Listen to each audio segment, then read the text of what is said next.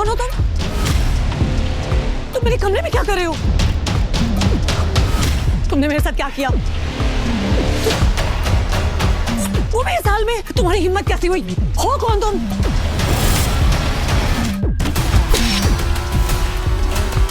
ज्यादा दूर भागे नहीं होंगे, उस तरफ देखो तुम लोग। संजय के हाथ में गोली लगी थी। वो और अभिनव रात के अंधेरे में एक पतली सी गली में छुपे हुए थे। अच्छा बेटा, जल्दी बाहर आ जा। अभिनव, मेरी बात सुन बेटा, यहाँ से भाग जाओ वरना ये लोग तुझे भी मार डालेंगे।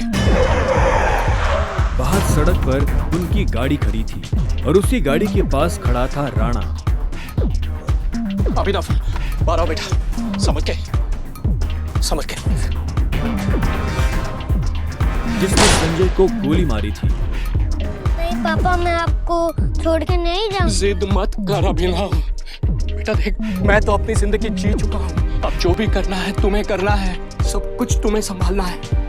और मेरी बात सुन, एक बार यहाँ से जाए उसके बाद दोबारा मुड़ के मत देखना, ठीक है? संजय ने कहा और अपनी उंगली में से एक सोने की अंगूठी निकालकर अभिनव को थमा दी। उस पर टी लिखा हुआ था। और एक बात हमेशा याद रखना, अपनी आखिरी सांस तक लड़ना है। समझ गया ना टाइगर? संजय ने अभिनव के माथे को चूमा। Run tiger run! और अपनी बंदूक लेकर उन लोगों का सामना करने के लिए गली से बाहर निकल गए। संजय जैसे ही अपनी गाड़ी के पास पहुंचे तो राणा ने संजय पर बंदूक तान दी। टाइगर! इस कमीने का चेहरा मत भूलना!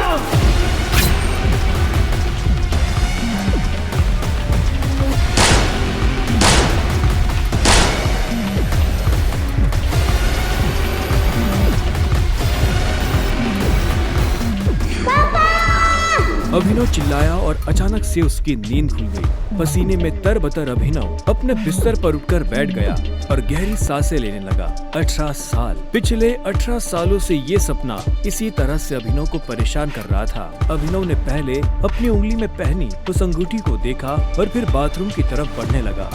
अभिनव गुड़गांव में रहता था और डिलीवरी बॉय का काम करता था। हालांकि इस काम में उसका मन नहीं लगता था, लेकिन अनाथ आश्रम से निकलने के बाद उसके पास ये करने के अलावा और कोई चारा नहीं था। 18 साल की उम्र में उसने अपना खर्च खुद उठाना शुरू कर दिया था। उसकी जिंदगी में बस एक ही खुशी थी, उसकी गर्लफ्रेंड वैभवी। जब भी वो वैभवी को देखता तो अपने सारे दुख भूल जाता था और आज तो वैभवी का जन्मदिन था, इसलिए अभिनव जल्द से जल्द उससे मिलना चाहता था। अंकल, ये केक कितने का है? 600 का है।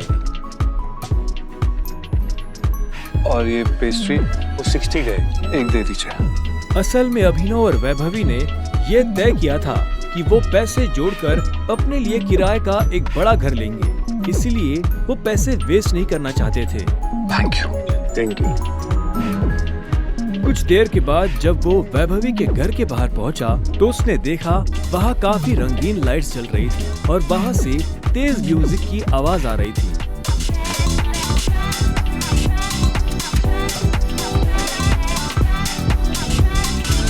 वैभवी, ये सब क्या है? ये कौन है वैभवी? देख नहीं रही है, डिलीवरी बॉय है। बट हम तो केक मंगवा चुके थे ना, फिर तूने पेस्ट्री क्यों मंगवाई? ओह, याद आया, ये तो वही डिलीवरी बॉय है ना जिसको तू डेट कर रही थी।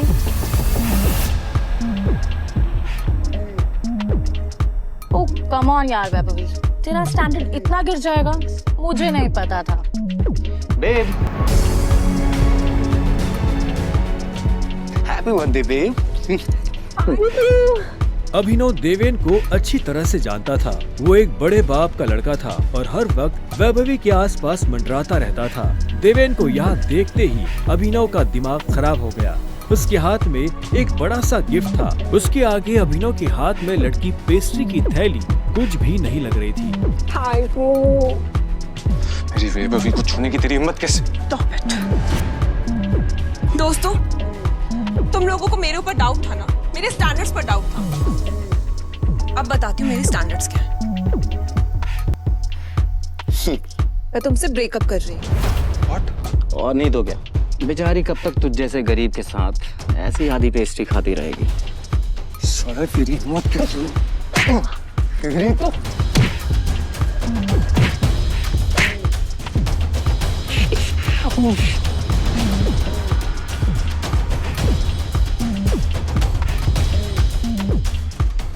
ये तुमने ठीक नहीं किया वैभवी। और अभिनव वहां से निकल गया। वो उन दोनों की शक्ल अब और नहीं देखना चाहता था। उसकी आंखों में आंसू थे और उसका दिल बुरी तरह टूट चुका था। हर घूंट के साथ उसकी आंखों के सामने वो दृश्य आ रहा था जिसमें देवेंद्र वैभवी के गालों को चूम रहा था। ये तुमने अच्छा नहीं किया वैभवी, तुमने बिल्कुल अच्छा नहीं किया। बहुत गलत किया तुमने मेरे साथ, बहुत गलत किया। अभिनव धोखे के नशे में डूबकर बेहोश हो चुका था, लेकिन उसके लिए ये रात यहाँ खत्म नहीं होने वाली थी। उधर जब अभिनव सड़क पर बेहोश हो गया था, तब इधर सनी सिंह अपनी गाड़ी में बैठा बेचैन हो रहा था। सनी सिंह की बहन अनन्या उसके गले का कांटा बन गई थी। सनी अपने दादा हरदेवपाल सिंह की नजर में आने के लिए और अनन्या को रास्ते से हटाने के लिए कुछ भी कर सकता था, और आज वो अपनी गाड़ी में अपने आदमियों के साथ निकल पड़ा था अपनी बहन को सबक सिखाने के लिए।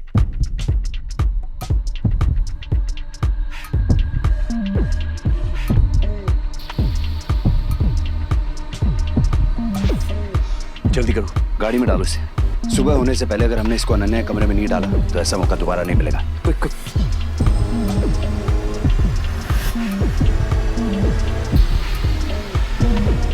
सनी के आदमी अभिनव को उठाकर सीधा रूम नंबर 409 में घुस गए।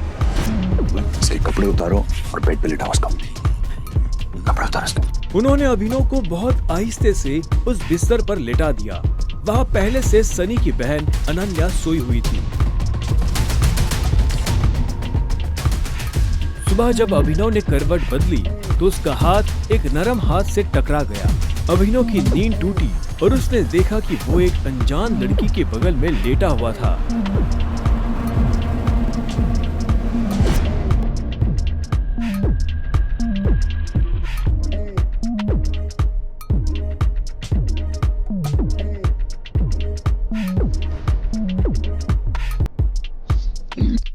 कौन हो तुम? तुम मेरे कमरे में क्या कर रहे हो? तुमने मेरे साथ क्या किया? अबे नहीं, वो भी साल में। छी छी छी छी छी छी छी। शेम ऑन यू बहना। मुझे तो तुम्हारे कैरेक्टर पर हमेशा से डाउट था। इतनी बार मैंने दादाजी को समझाया, बोला, पर हर बार बोले मेरी अनन्या ऐसा नहीं कर सकती। लो, कर दिया तुम्हारी अनन्या ने ऐसा।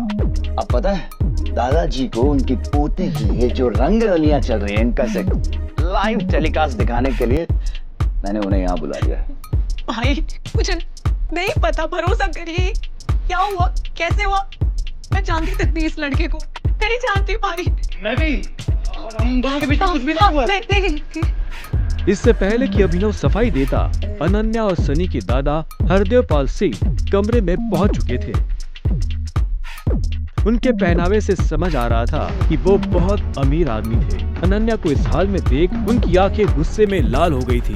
मुझे तुमसे ये उम्मीद नहीं थी। दादाजी, आप जैसा सोच रहे वैसा बिल्कुल नहीं है। अनन्या, तुम्हें अच्छे से नियम पता थे, फिर भी तुमने सारे नियम तोड़ दिए। नहीं दादाजी, नहीं। और तू? जब अभिनव की नजर हरदेव से मिली तो उसे लगा कि वो अपनी आंखों के सामने मौत देख रहा है। तूने मेरी पोती के साथ रात गुजारी है ना? आज से हमारे परिवार के कानून के हिसाब से तू सिंह परिवार का दामाद है। क्या? इन दोनों के बीच में लेकिन कुछ हुआ ही नहीं है। दादाजी, कुछ नहीं हुआ है। कुछ नहीं किया ना तुम दोनों ने? तो क्या ये था?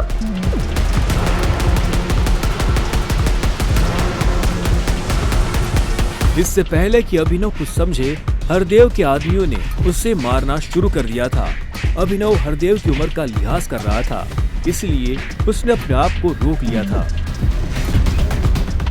अनन्या, इसे हॉस्पिटल भेज देना ताकि शाम को अकरम की पार्टी में आने के लिए ठीक ठाक से तैयार हो जाए।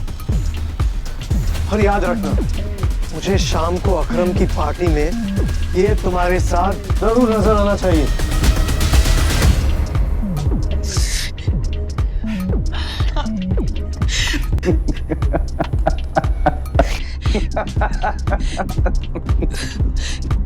क्यों मेरी जिंदगी बर्बाद कर दी तुमने? क्यों?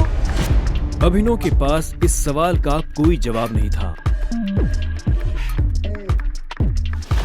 वहां जाकर अभिनव शाम को होने वाली पार्टी के लिए तैयार होने लगा। उससे हरदेव और उसके आदमियों का डर नहीं था। वो जानता था कि अनन्या पहले से काफी मुश्किल में थी और वो अपनी वजह से उसकी मुश्किलें और नहीं बढ़ाना चाहता था। अभिनव के पास ले देकर सिर्फ एक ब्लेजर था, वो भी उसके पापा का। वो जगह जगह से फटा और उधड़ा हुआ था, लेकिन जब अभिनव ने उसे पहना तो उसकी खूबसूरती ने ब्लेजर की सारी कमियां ढक दी। अभिनव का अंदाजा सही था, अनन्या का घर काफी बड़ा था। वो एक अमीर परिवार की लड़की थी। जितना अभिनव महीने का कमाता था, उतने की अनन्या ने सैंडल्स पहनी हुई थी।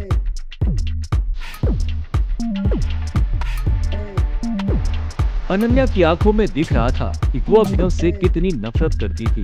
अभिनव भी पार्टी में इतने बड़े लोगों के बीच जाने से घबरा रहा था। उसी घबराहट में उसने कब अपने पापा की अंगूठी को उंगली में गोल गोल घुमाना शुरू कर दिया, उसे पता ही नहीं चला।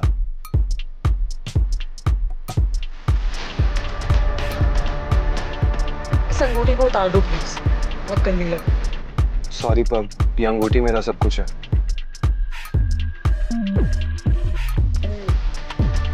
अकरम का घर किले जैसा था, जिसके चारों तरफ बाउंसर्स बंदूकें लिए खड़े थे।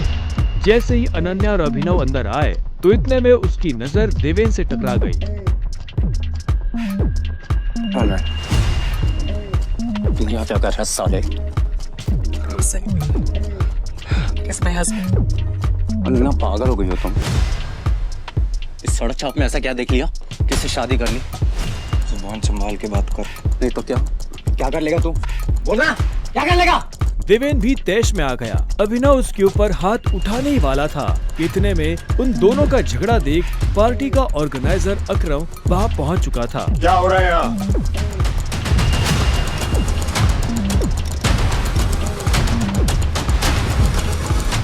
अकरम सर, देखिए इस आदमी को, ये क्रिमिनल है, जबरदस्ती अपनी पार्टी में घुसा है।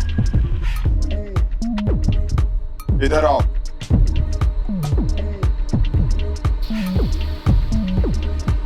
कौन हो तुम और यहाँ कैसे आए? एक्चुअली ये मेरे पति है। अकरम को अनन्या की बात पर विश्वास नहीं हुआ। तुम इस पार्टी में इनवाइटेड नहीं हो। इससे पहले कि मैं पुलिस को बुलाऊं, चले जाओ यहाँ से।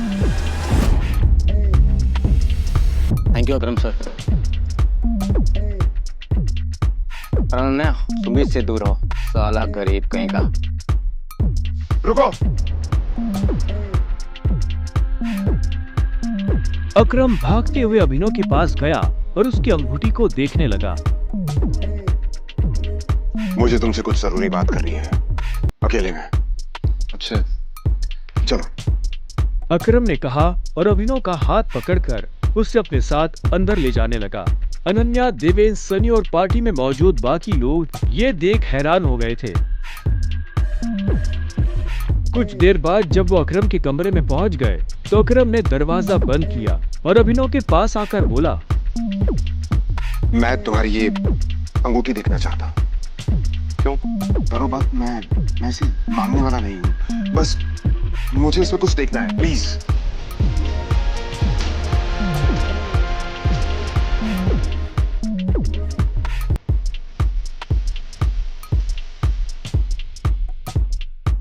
Tiger,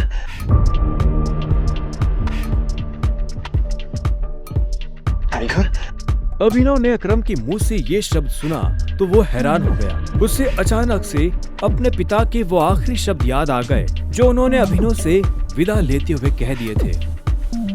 run tiger run. लेकिन अभिनव हैरान था। उससे समझ नहीं आ रहा था कि अकरम ये सब कैसे जानता था। आखिरकार मैंने तुम्हें ढूंढ ही लिया टाइगर। टाइगर? हाँ, पिछले 18 सालों से मैं तुम्हें ढूंढने की कोशिश कर रहा हूं। तुम हमारे टाइगर हो, हमारी हजारों करोड़ों की एम्पायर के वारिस, जिसे हम 3 दोस्तों ने मिलकर शुरू किया था। मैं, तुम्हारे पापा संजय गढ़वाल और राणा अग्निहोत्री। वो देखो। इतना कहते ही अकरम ने दीवार पर टंगी एक तस्वीर की तरफ इशारा कर दिया जिसमें संजय, अकरम और राणा तीनों मौजूद थे। राणा को देख अभिनव को झटका लगा। उसकी आंखों के सामने वो सपना फिर से हरा हो गया जो वो हर सुबह देखकर उठता था। उस रात अभिनव के पिता को जिस आदमी ने गोली मारी थी वो राणा था। दोस्त होने के बावजूद राणा ने अभिनव के पिता के साथ गद्दारी की थी। अभिनव की आंखें चिंगारी सी लाल हो गई। क्या हुआ? तुम इतना गुस्से में क्यों? मैं ठीक हूँ। आप मुझे कुछ कहना चाहते थे? हाँ, तो मैं तुम्हें हमारी कंपनी द माफिया किंग के बारे में कुछ बताने वाला था, जिसे हम 3 दोस्तों ने मिलकर खड़ा किया था।